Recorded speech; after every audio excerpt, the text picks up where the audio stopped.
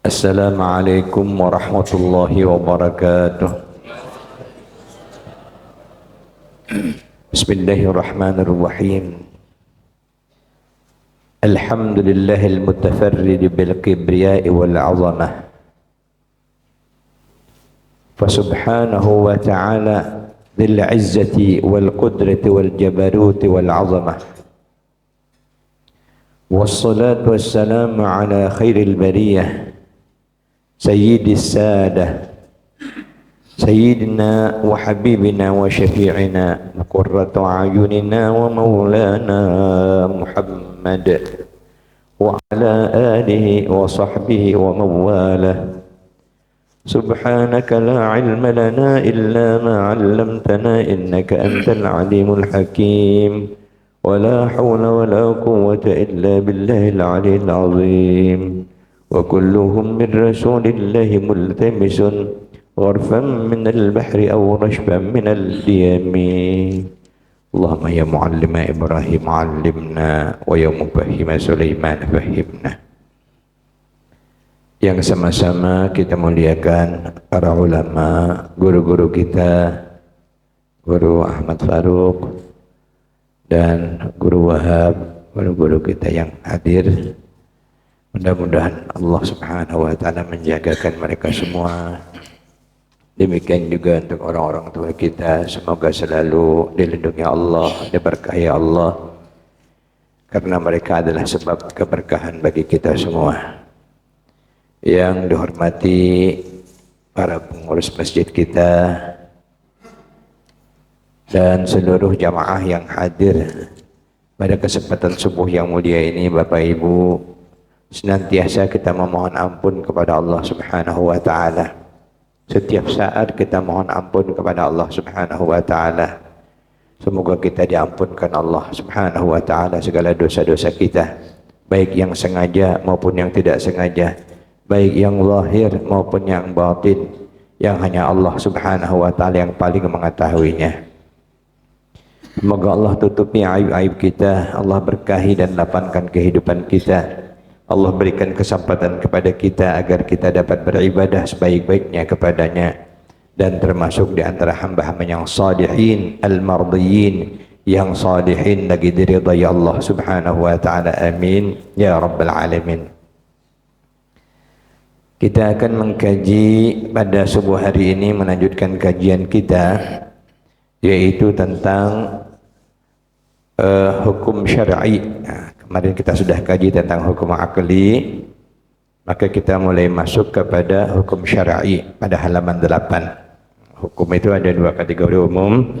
Hukum akli yang terdiri daripada wajib pada akal, mustahil pada akal, dan jaiz atau boleh-boleh saja pada akal. Itu ya, tentu boleh pada akal.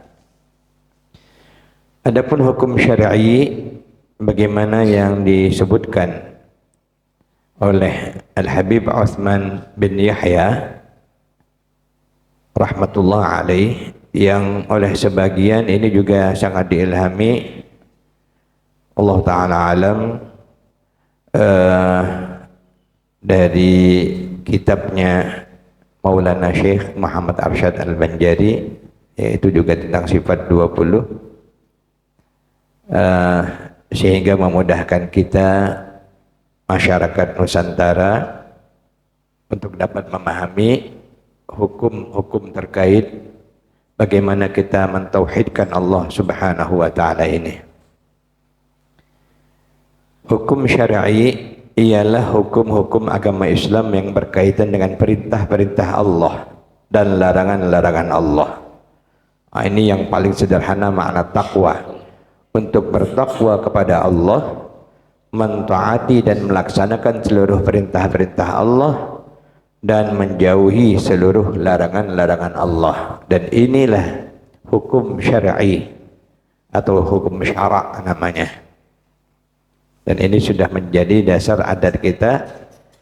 Adat bersendikan syara', syara' bersendikan kitabullah. Kalau ada adat yang tidak sesuai dengan ajaran Islam, berarti itu bukanlah adat kita. Hukum syar'i ialah hukum-hukum agama Islam yang tadi dikatakan untuk terkait perintah dan larangan, maka bagi seorang mukallaf, siapa orang mukallaf? Orang yang sudah baligh. Secara umum laki-laki kurang lebih 14 tahun, perempuan 12 tahun. Wajib mengetahui hukum tersebut. Nah, anak-anak kita sudah wajib tahu mana hukum akli, mana hukum syar'i. Kalau hukum akli dikaitkan dengan mentauhidkan Allah, maka hukum syara' ini terkait dengan mentaati perintah Allah dan menjauhi larangannya. Menurut pengertiannya, hukum syar'i dibagi menjadi dua bagian, yaitu yang pertama khitab taklif. Khitabut taklif. Khitab ini perintah atau pernyataan yang sifatnya taklif. Taklif ini pembebanan, yaitu hukum yang penetapannya disandarkan kepada sebab, syarat atau mani'. Ini ada istilah dalam usul fikih, mengetahui dasar fikih itu. Nanti hukum itu dikaitkan dengan syaratnya, dikaitkan dengan sebabnya, dikaitkan juga dengan syaratnya, dan dikaitkan juga dengan apa yang disebut dengan al-mani' yang mencegahnya. Itu khitab taklif. Contohnya ialah bahwa sebab diwajibkannya seseorang melakukan salat 5 waktu adalah karena ia telah mencapai usia baligh, sehat akalnya, dan masuk waktunya. Salat 5 waktu itu menjadi wajib, dia baligh, dia waras, dan masuk waktunya. Orang gila, orang tidur, orang pingsan, kalau dia sadar baru wajib. Orang lupa baru ingat, dia wajib. Jadi salat kalau tidak masuk waktunya tidak sah salat. Sama dengan azan sendiri, walaupun hukumnya sunnah, kalau azan belum masuk waktu, walaupun hanya 1 menit, maka azan itu tidak sah. Artinya sunat diulang kembali sesuai masuk waktunya. Ala kulli hal, kalau salat kalau belum masuk waktu tidak sah. Dan itu kita wajib, khususnya muadzin itu diwajibkan untuk mengetahui waktu-waktu salat.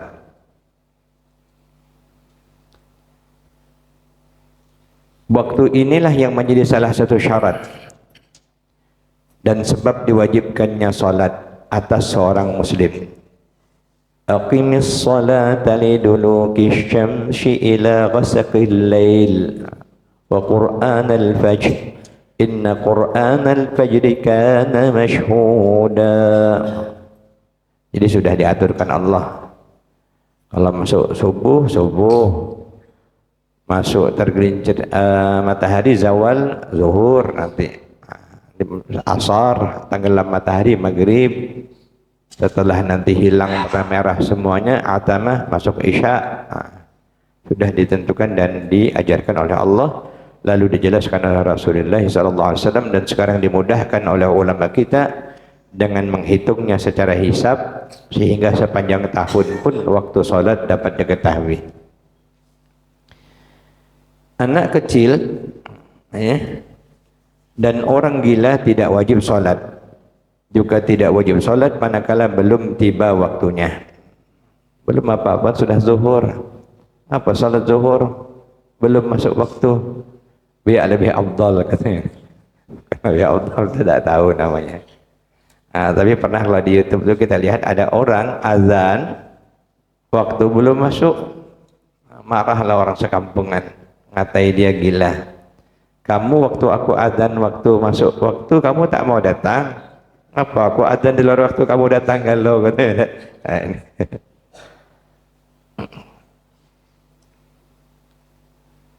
Dan tidak wajib sholat pula atas seseorang muslimah manakala kedatangan mani'nya yang mencegahnya, yaitu haid. Secara syarak itu mencegahnya, haid atau nifas. Makanya logikanya atau kiasnya, banyak kan orang masih kurang percaya kalau haid katanya tidak apa-apa masuk masjid, yang penting ada pakai pembalut katanya kan. Sebenarnya kan logikanya salah. Sedangkan sholat wajib 5 kali sehari semalam pun tidak boleh, bahkan haram hukumnya. Berpuasa pun haram hukumnya, tapi kalau berpuasa wajib diqadha, kalau sholat tidak wajib. Jadi kalau yang lain-lainnya kita terimalah, tapi bukan berarti kita tidak boleh berzikir. Apapun yang menjadi amalan kita bagi orang yang haid, tetaplah ayat kursi waktu mau tidur karena sudah jadi wirid baca, tasbih-tasbih baca. Ada orang salah paham, tak berani langsung nyebut nama Allah pun tak berani, sehingga tambah jadilah dia lupa jadinya dengan Allah. Alasan ngapa? Haid katanya. Tidak ya, jadi itu disebut dengan mani'. Tidak boleh sholat, tidak boleh baca Quran, tidak boleh nyentuh Quran, tidak boleh duduk dalam masjid, kecuali memang dia mungkin istri Pak Imam, rumahnya itu harus dalam melewati masjid. Illa abir sabil, mau tak mau tidak ada jalan lain, itu lain. Tapi kalau tidak, tidak boleh, haram hukumnya. Ini bagus ya, masjid kita ada juga halaman, jadi boleh kalau darurat gitu ya. Yang kedua, khitab wad'i, bukan wad'i, sebenarnya wad'i, hanya lebih. Hukum taklifi, hukum wad'i nanti. Yang kedua yaitu khitab. Khitab ini titah asal maknanya. Titah, perintah, ketetapan, ada ya? Khitab, yaitu suatu hukum yang Allah sendiri meletakkan dan menetapkannya pada setiap makhluk. Sebagai contoh, Allah telah menetapkan bahwa kaum ibu sejak dulu hingga sekarang, bahkan sampai hari kiamat, dialah yang mengandung dan dialah yang melahirkan. Kalau ada laki-laki yang nak ngandung, ini masalah nih. Dia pula yang nak ngandung, melawan ketetapan Allah Subhanahu wa ta'ala. Ada laki-laki yang merubah dirinya jadi perempuan, merubah ciptaan Allah yang ditetapkan Allah, haram hukumnya. Begitu pula Allah menetapkan bahwa tiap-tiap manusia itu memiliki rasa lapar dan haus. Allah jadikan sunnatullahnya, Allah tetapkan sebagai sunnahnya. Sunnah itu bisa makna ketetapan juga. Hingga karenanya mereka membutuhkan makan dan minum, maka mereka jadi wajib nanti berikhtiar memenuhi kebutuhan, salah satunya untuk makan dan minum dan tempat tinggal dan sebagainya, sandang pangan. Sebaliknya Allah tidak menetapkan bangsa malaikat. Dah ketetapan Allah sudah. Malaikat itu tidak ada rasa lapar, tidak ada rasa haus, hingga mereka tidak membutuhkan makanan dan minuman seperti kita. Sudah ditetapkan Allah karena mereka itu adalah nur, cahaya. Kemudian hukum syar'i dibagi lagi menjadi 7 bagian. Hukum syara'. Ingat ya, hukum syara' itu hukum terkait dengan aturan-aturan dalam agama Islam.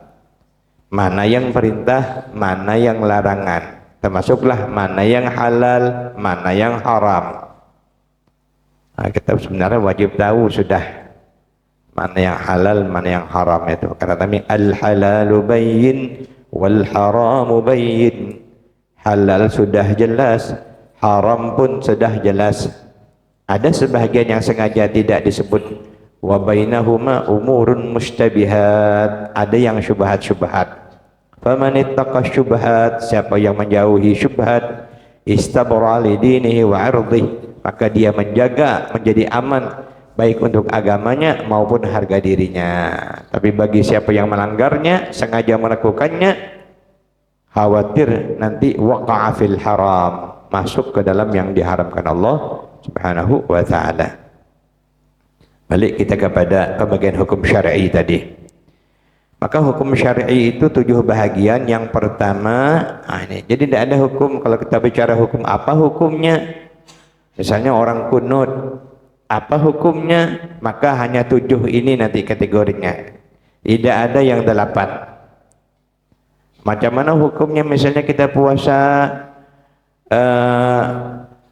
pada hari syak misalnya, hari diragukan Ramadan atau belum misalnya, itu hanya dari 7 ini saja, tidak ada yang lain. Yang pertama nanti wajib, terkait hukum perintah atau larangan ada yang namanya wajib. Apa itu wajib? Sesuatu yang apabila dikerjakan mendapat pahala dan jika ditinggalkan berdosa. Artinya al-musabu ala fi'li wal mu'aqab ala tarkih, berpahala mengerjakan, berdosa jika meninggalkan. Contoh salat, puasa, zakat yang rukun Islam dia, kecuali haji, kecuali bagi yang mampu nanti menjadi wajib.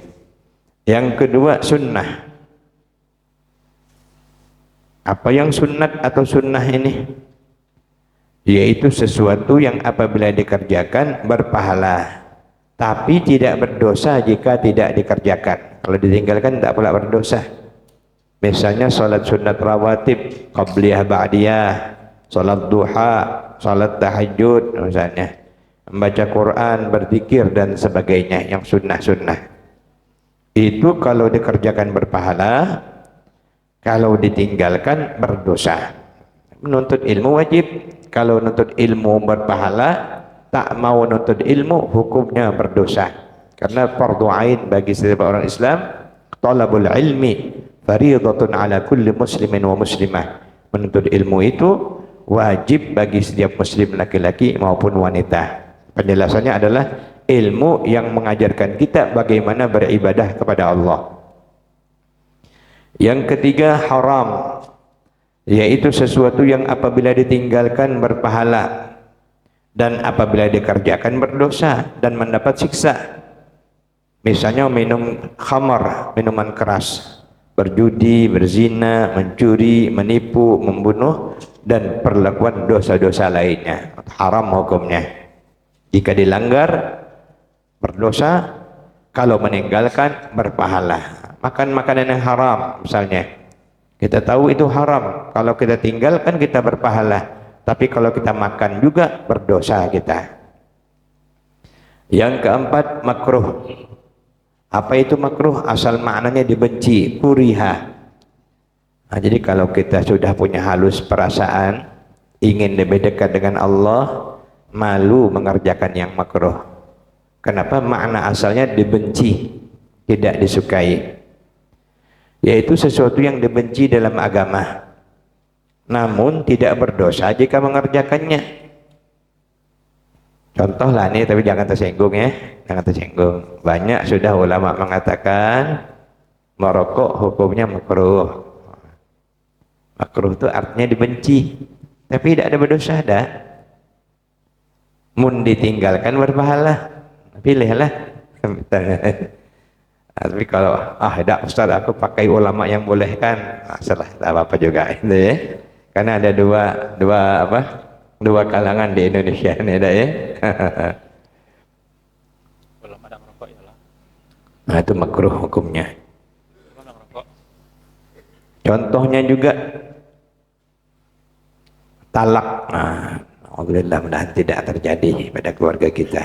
Tolak ini halal boleh, tapi yang paling dibenci Allah. Abghadul halali ilallahi at-talaq. Yang halal tapi paling dibenci Allah adalah mentalak, perceraian. Itu Allah tidak suka. Kalau terjadi berarti tidak ada berdosa, ya. Tapi Allah benci, Allah tidak suka. Memakan makanan yang menimbulkan bau tak sedap bagi orang lain, makan petai, makan bawang putih, makan jengkol. Katanya ada lagi yang lebih enak baunya daripada jengkol, kecil-kecil dikit. Kabau. Kabau namanya. Ini kabau. Biar ada satu pendapat khusus waktu mau masuk masjid bisa haram hukumnya. Jelas-jelas awak nak ke masjid, sempat dulu makan kabau dulu. Tidak ada kumur-kumur, tidak ada gosok gigi, tidak ada bersiwak. Allahu Akbar, tetangga sebelah kita kan mengganggu orang lain jadinya. Kalau sudah pada tahap mengganggu menjadi haram. Nah, dia asalnya makruh tapi jadi menjadi haram. Kata Nabi, man akala hadza, siapa makan makanan yang berbau ini, fala yaqrabanna musallana, jangan dulu masuk ke masjid kami. Nah, silahkan sholat di rumah saja. Kalau jelas-jelas lagi berbau nian. Kalau sudah kita bersihkan, sikat gigi, kumur-kumur, insyaallah tidak ada masalah. Ada pula sekarang ini orang yang biasa merokok, enak aja dia merokok dulu. Sudah nak orang komat, Allahu Akbar, matikan. Buang rokok. Allahu Akbar. Bawa rokok masih ini. Nah, itu kan dah elok Nah, tapi sudah pula diputuskan ulama yang merokok sekalipun, walaupun itu boleh, silahkan, tapi tetap haram jika di dalam masjid. Kenapa? Dita'zim hurumatil masjid, karena menjaga kesucian dan kehormatan rumah Allah Subhanahu wa taala. Kita tidak ada lagi naruh asbak kan kalau acara Maulid Nabi. Ada masjid-masjid itu kalau sudah Maulid Nabi Isra Mi'raj disusunnya asbak dalam masjid sudah disiapkan ya. Sehingga nanti semua orang ala kulli hal. Kemudian mubah ini boleh, secara umum boleh, tak ada berdosa, tak ada berpahala, tapi tergantung niatnya. Kalau dengan niat bisa jadi pahala nanti. Sesuatu yang tidak dilarang dalam agama tapi juga tidak berdosa dan juga tidak berpahala jika dikerjakan atau ditinggalkan, misalnya makan, minum, tidur dan sebagainya. Tapi kalau ketika diiringi niat, mau makan, sudah baca doa yang diajarkan Nabi, niatnya, ya Allah, dengan makanan ini kau berikan kesehatan dan kekuatan untuk aku beribadah sebaik-baiknya kepadamu. Niatkan untuk ibadah kepada Allah Subhanahu wa taala, mensyukuri nikmatmu. Itu jadi pahala dia. Yang keenam, ini tambahan sebenarnya ya. Sebenarnya kalau untuk kaitan ini kaitan yang asal terkait hukum, mohon maaf, itu 5 saja. Ini sahih dan batil ini ukuran sah atau tidak sah. Tambahannya, sesuatu yang sempurna dan lengkap syarat dan rukunnya itu sahih atau sah. Salatnya sah ketika seseorang sudah melengkapi syaratnya dan rukunnya, meninggalkan yang membatalkannya. Kemudian yang ketujuh, batil atau batal, yaitu kurang daripada syaratnya atau rukunnya, atau menambah-nambahi syarat atau rukunnya. Jadi tidak ada hukum bid'ah, tidak ada ya. Apa hukum kunut bid'ah? Itu salah berarti, karena tidak ada kaitan dalam praktek yang sifatnya mentaat perintah Allah dan larangan Allah. Apa hukumnya kalau kita misalnya berzikir di masjid? Bid'ah. Tidak ada kena dengan urutan hukum yang ditetapkan dalam syariat. Tapi kalau dalam kacamata memandang mana yang diajarkan Nabi, mana yang bukan diajarkan Nabi, baru bisa dibedakan. Yang ini sunnah, yang ini bid'ah. Itu ya. Baru masuk hukum adi. Kemarin mungkin sudah sedikit ya. Saya ingat hukum adi, hukum adat. Jadi orang yang nama adi dalam bahasa Arabnya adat, tapi pakai ain. Tapi kalau bahasa Jawa adi itu kuat dah artinya. Hukum adi atau adat ialah hukum penetapan sesuatu bagi sesuatu yang lain, atau peniadaan atau penafian sesuatu karena sesuatu yang lain secara berulang-ulang. Secara adat sudah, sunnatullahnya sudah. Kalau minum maka hilang haus, kalau makan hilang lapar. Itu hukum adat saja sebenarnya, sunnatullahnya. Secara adatnya begitu. Pakai pisau kalau kena tangan luka, itu hukum secara adat kebiasaan. Tapi ini bukan hakikat ya, hanya karena yang terbiasa. Nah, sehingga nanti dapat ditetapkan. Makanya al-adatu muhakkamatun. Diambil hukum adat ini. Adat itu menjadi hukum. Karena sudah memang begitulah yang Yang maksud adat ini kebiasaan yang sudah menunjukkan memang begitulah yang menjadi sunnatullahnya. Demikian pula jika terjadi perlawanan atau saling pengaruh mempengaruhi ya, maka hal itu juga dianggap sah ya. Berdasarkan pengertian ini maka hukum adat dibagi menjadi 4 bagian. Pertama, pertalian antara adanya sesuatu dengan adanya sesuatu yang lain.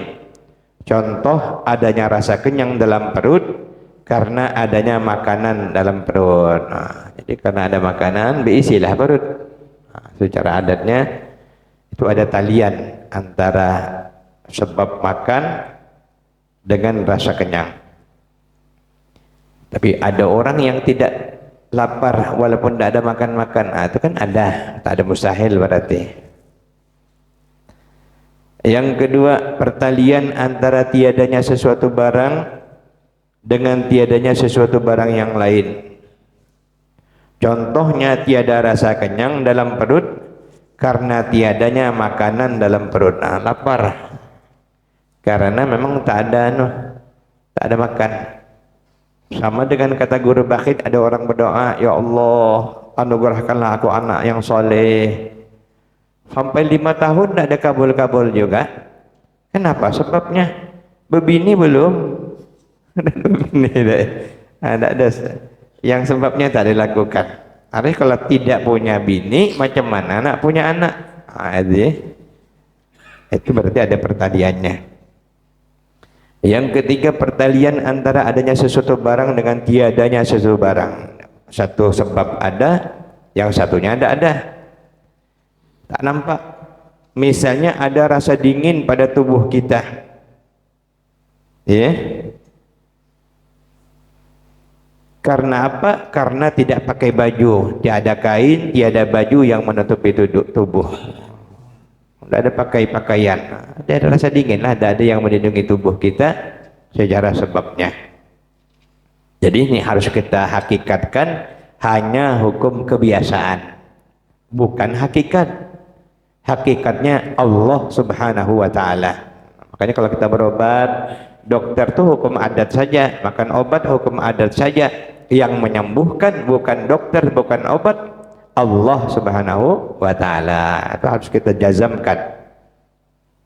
Karena kalau terkait orang, kita berterima kasih secara adatnya. Hakikatnya kita bersyukur kepada Allah Subhanahu wa Ta'ala. Man lam yashkurin nas lam yashkurillah. Siapa yang tak menghargai orang lain berterima kasih, berarti tidak pandai bersyukur kepada Allah Subhanahu wa Ta'ala. Yang keempat, pertalian antara tiadanya sesuatu barang, sesuatu saja sebenarnya nih ya, supaya mudah dipahami barangnya, tidak usah disebut. Pertalian antara tiadanya sesuatu dengan adanya sesuatu. Misalnya tidak terbakarnya sesuatu, baru masuk barang. Tidak terbakarnya sesuatu barang karena adanya air yang menyiramnya. Artinya dia tak jadi, api padam karena disiram. Jadi tiada dia, sebab ada yang ada, dia menjadi tiada. Artinya, mudahlah dipahami dah ya. Ini namanya hukum adat. Hukum adat ini secara umum boleh kita sebut sebab akibat karena kebiasaan. Kemudian jika kita telah mengetahui arti dan makna wajib syar'i dan wajib akli, wajib secara syarak, wajib secara akal, paham sudah kita pengertiannya, maka akan kita ketahui pula bahwa ternyata keduanya berlainan maksud dan tujuannya. Jadi lain babnya, ya, lain babnya. Maka apabila dikatakan wajib atas tiap-tiap mukallaf, maka ini maksudnya adalah wajib syar'i. Wajib atas tiap-tiap mukallaf mendirikan salat 5 waktu sehari semalam. Berarti syariat, wajib dalam syarak, hukum syarak. Dan jika dikatakan wajib bagi Allah, kan ada orang protes, masa Allah diwajibkan? Yang punya kewajiban ini makhluk katanya. Nah, berarti tidak ada paham dia. Wajib bagi Allah, wajib bagi Rasul, tidak lain maksudnya adalah wajib akli, secara akal, secara rasional. Jadi Allah tuh hakikatnya tidak ada yang mewajibkan dia secara hukum syar'i, tak ada. Allah melakukan apa yang diinginkannya. Tapi yang dimaksud wajib bagi Allah, wajib bagi Rasul adalah secara rasional, berdasarkan wajib akal. Allah wajib ada. Yang namanya Tuhan wajib ada. Masa Tuhan tidak ada? Mustahil. Itu secara akal kita memahaminya. Nah, jadi ilmu yang disebut dengan ilmu tauhid itu dibina atas dua, hukum naqli, hukum ma'akli. Hukum secara dalil Al-Quran dan Sunnah, dan secara akal kita. Begitu pula dikatakan jaiz bagi Allah. Jaiz ini dari kata jaza, yajuzu, jaizun nanti, atau jawazun, boleh artinya. Kalau orang lama mengartikan harus, ya ini jaiz atau boleh secara akal. Dan jika dikatakan jaiz mukallaf, maka yang dimaksud adalah jaiz syar'i. Jaiz bagi orang mukallaf, bagi yang sakit, tidak sholat berjamaah Jumat di masjid. Kenapa? Karena dia sakit, tak bisa untuk bergerak dan sebagainya. Maka boleh dia tidak hadir misalnya. Nah, itu jaiz atau boleh berdasarkan hukum syara'. Minum air putih, apa hukumnya? Haramkah? Halalkah? Halal. Nah, kalau dipreteli dari sisi wajib, sunnah, atau harus, jaiz, maka jaiz. Nah, boleh. Nak minum silahkan, nak tak minum juga silahkan. Nah, inilah diantara yang mungkin pasti kita pahami.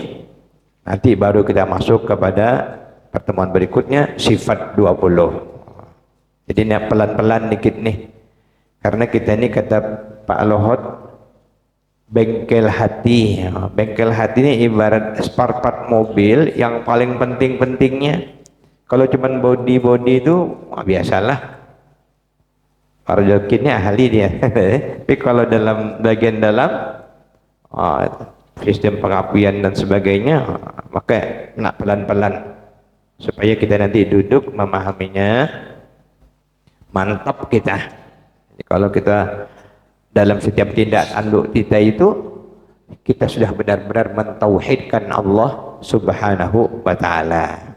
Kalau Pak Ibnu dapat duit, di otak Pak Ibnu langsung Allah ngantarkan rezeki ya ke aku. Nah, kepada orangnya terima kasih, tapi di hati kita, kita pandang melalui orang nih, Allah bagi kita duit sampai ke kita. Jadi pandangan kita harus sudah lebih jauh, langsung kepada musabbibul asbab, yang menyebabkannya. Siapa? Allah Subhanahu wa ta'ala. Jadi itulah pentingnya kita mengaji ilmu tauhid ini. Demikianlah bentuk pengajian kita hari ini. Mudah-mudahan Allah berikan pemahaman. Ada doa yang tadi saya bacakan sedikit. Doanya mudah-mudahan mudah. Ikuti sama-sama. Allahumma ya muallima Ibrahim allimna wa ya mufahhimas Sulaimana fahimna Allahumma ya muallima Ibrahim allimna wa ya mufahhimas Sulaiman fahimna. fahimna. Ya Allah yang mengajarkan Nabi Ibrahim, ajarkanlah kepada kami juga. Wahai yang memberikan paham kepada Nabi Sulaiman, berikanlah pemahaman kepada kami juga. Ini bermanfaat untuk memahami apabila ilmu yang dikaji itu payah. Nah, mudah-mudahan dimudahkan Allah Subhanahu wa taala. Untuk lebih nanti ingat lagi, ya, saksikan live daripada channel Al Ansar. Sebab saya nengok Ansar ni sih kok dua cuman. Tengoklah lagi dah yang watalaah namanya. Sudah ada fasilitas kita. Ada Majlis Al-Asyikin, ada Al Ansar. Balik lagi. Walaupun dicepatkan tak apa-apalah. Ambil bahagian-bahagian yang kita ingin pahami kembali. Demikianlah, mohon maaf, kita sama-sama bermunajat dengan munajatnya Sayyidatina Fatimah Zahra Al-Batul. Dan di antara rahasianya, ingat Rasulullah yang mengajarkannya kepada anaknya sedang kesusahan, dia minta carikan pembantu dan sebagainya. Nabi bilang kalau kau amalkan ini, Allah mudahkan kehidupanmu.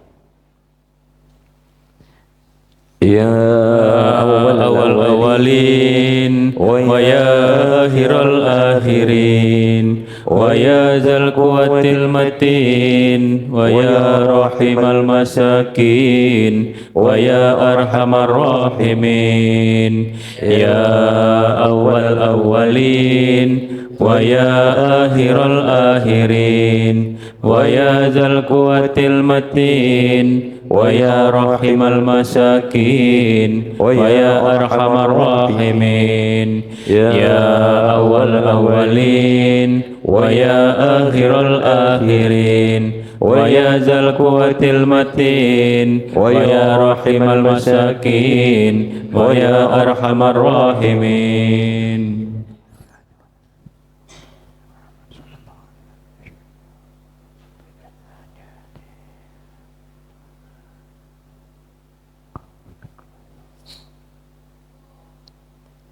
نصر من الله والفتح قريب والله خير حافظا وهو أرحم الراحمين وصلى الله على سيدنا محمد وعلى آله وصحبه وسلم والحمد لله رب العالمين.